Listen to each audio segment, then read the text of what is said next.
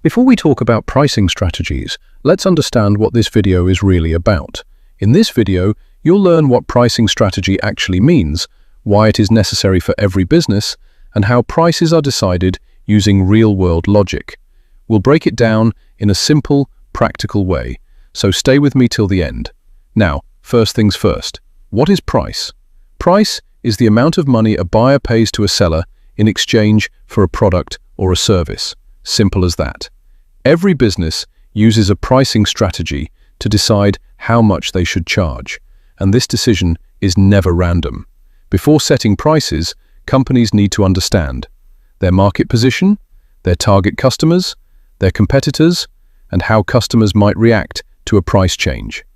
To understand pricing better, we need to look at the marketing mix. The marketing mix has 4 parts: product, price, place, promotion. Product means what you are selling and its quality. Price is what we are focusing on in this video. Place is where and how your product is available to customers. Promotion is how you attract attention and convince people to buy. Now let's understand pricing with a simple example. Imagine a man named Jack. Jack opens a bakery called Yummy Bakery. Jack is excellent at baking. He knows his customers. He understands taste, quality, and presentation. But Jack doesn't understand pricing. This is a problem. If Jack prices his cakes too low, he will face losses. If he prices them too high, customers will stop buying. That's why pricing knowledge is critical. Let's take another example.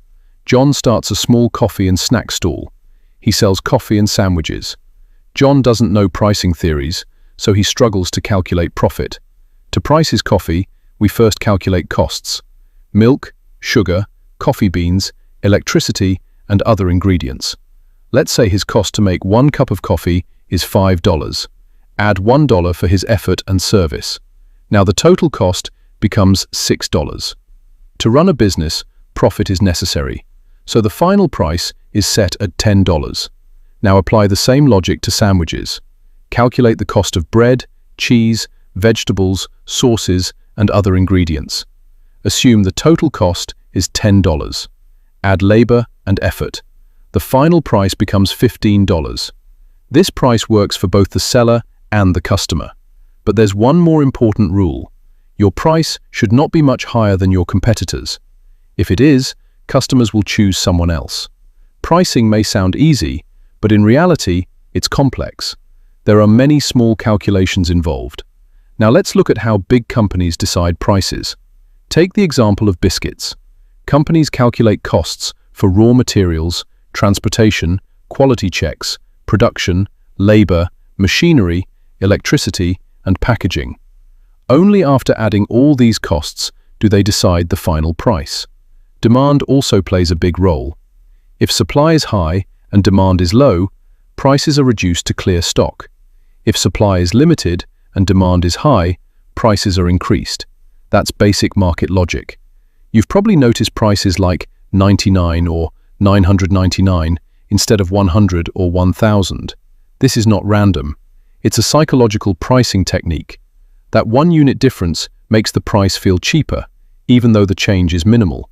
Another common strategy is buy one, get one free. In most cases, the price is already adjusted, but customers feel they are getting extra value, so they buy more. Pricing strategy is a part of marketing strategy. The main goal of marketing is simple: understand customer needs, create desire, fulfill that need, and earn profit. Big companies hire experts just to design pricing and marketing strategies. They calculate every small detail before fixing a price.